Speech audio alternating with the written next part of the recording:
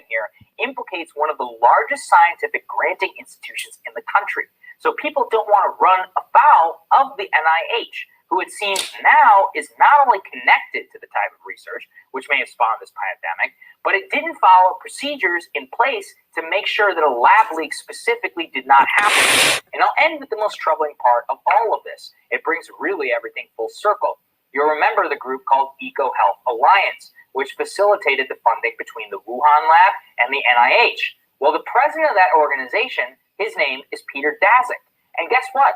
He is literally the only American member of the WHO's investigation into the origins of coronavirus, which conveniently ruled out a lab leak.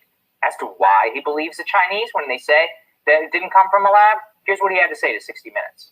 We met with them, we said, do you audit the lab? And they said, annually. Did you audit it after the outbreak? Yes. Was anything found? No. Do you test your staff? Yes. No. But you're just taking their word for it. Well, what else can we do? There's a limit to what you can do. And we went right up to that limit. We asked them tough questions. They weren't vetted in advance.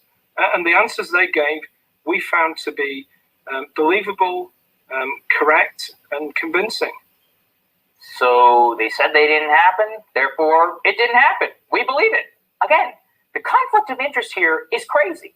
This is the man who facilitated the funding for this type of research, joining the investigation into whether that funding caused one of the worst economic and health events in the last century.